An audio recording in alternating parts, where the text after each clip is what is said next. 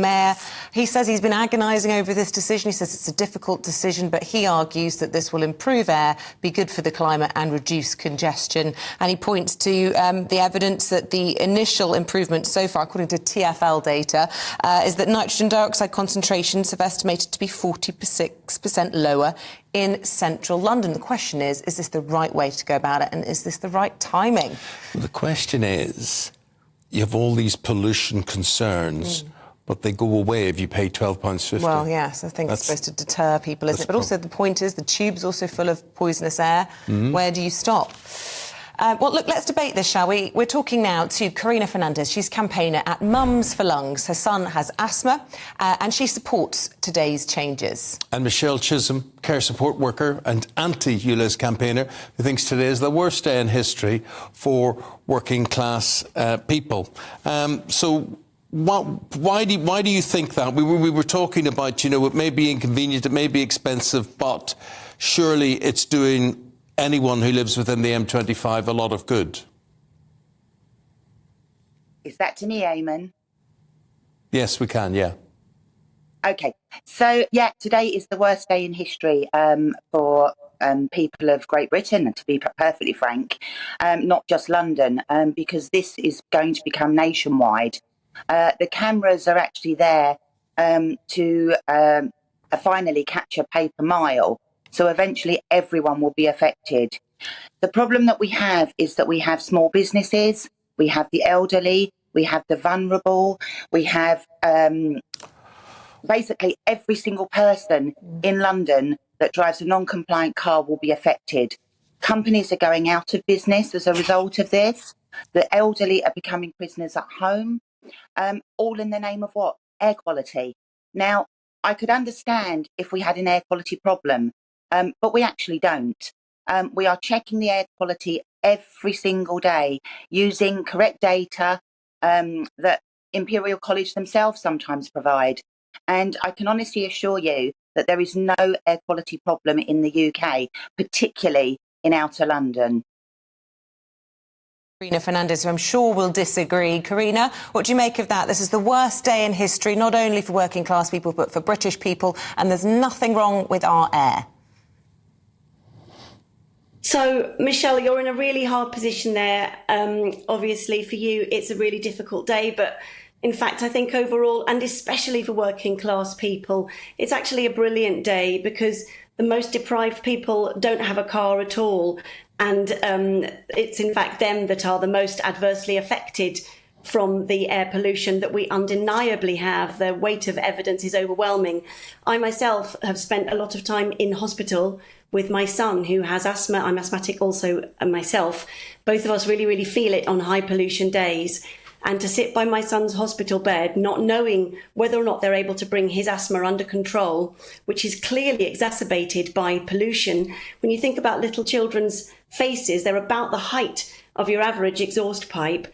It's clear to me and clear to all of those doctors that recently wrote an open letter to Keir Starmer and to Rishi Sunak calling for urgent action and a support of ULEZ that demonstrate to me that this is the first of many important steps towards cleaning up the air for everybody, because we all deserve to breathe clean air. And I'm sure that you agree with that, Michelle. OK, so, right, first of all, yes, 100%. Everybody has a right to clean air. I don't dispute that.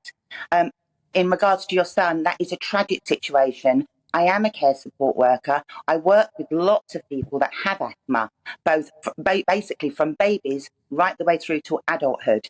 Now, my issue here is air quality. You've just told me that 250 doctors wrote letters to... I didn't give you a number, actually. It was more than that, as it happens. OK, I don't recall. I think it was 250 doctors that did write 400. to... OK, 400 wrote to Rishi Sunak. Can I tell you now, 225,000 people have completed a petition to say no. Now, the reason they're saying no is because we don't have an air quality problem. It's based on lies, pure and simple lies. Can I just give you some facts? Out of 131 countries in the world, the UK is sitting at number 101. One being the worst, 1 being the worst, 131 being the best. We sit at 101. That means that there are 101 countries that have higher air quality problems than the UK.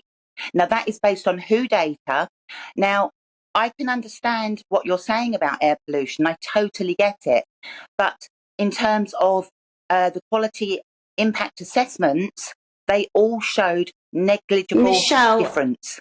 No, Michelle, I'm negligible. so sorry. That is the word used. To step in there.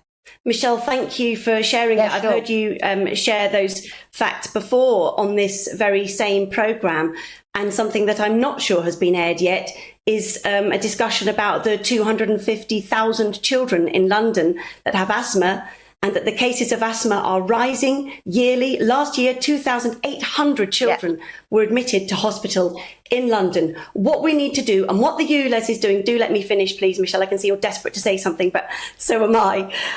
What we need to do, I think, is to change the way that we travel around London. And I can imagine that things are really hard for you as a carer. You're doing an awesome, awesome job looking after people, and thank God for you and people like you.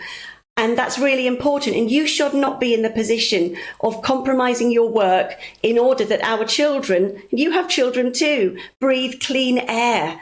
We shouldn't be pitted against each other. We need to work together as a community to lobby central government. I'm nearly finished, please let me finish. To lobby central government for a greater scrappage scheme. And in order to support people like you live your life, and not at the cost of children who are really, really suffering with the polluting vehicles. Right. We really need to do something, Michelle. And if not this now, then what? Firstly, I need to interrupt you. This is not about me, right? This is about the hundreds of thousands of people whose lives are being destroyed. Now, we talk about asthma. I can tell you now, there are 10 triggers for asthma. I can actually read them out to you, and I can also read you a statement that was actually written in the, it was called, sorry, I'm just checking my notes, the Lancet Public Health Journal. And Dr. Samantha Walker clearly said, it is disappointing that the low emission zone has not helped to improve children's lung capacity. Now, that is written in the Lancet Public Health Journal by Dr. Samantha Walker. Now, let me tell you something. We're talking about air pollution. How many people have died as a result of air pollution? I'll give you the answer. It's one. One person in the UK. No, Michelle. One is too Michelle. many, but one has died as a result of air pollution. And I can tell you now, it also states that that was not confirmed to be car emissions. Do you have a wood burner? No. What we know about Ella Kissy Deborah is that every day she had to walk to school along the South Circular, which is, inordinately polluted. We also know that many children have a journey to school along polluted roads. And further to that, in terms of what is listed, what is cited on the death certificate as a reason for death, it's a very deeply complex issue in the way that smoking is a deeply complex issue. Very rarely is it cited on somebody's death certificate that they died as a result of smoking. And yet we all know that smoking is a killer. And in fact, air pollution is now almost as big a killer as smoking is. And we need to take action, Michelle. One person. If it is so bad, if the air quality is so bad, why are these cars not banned?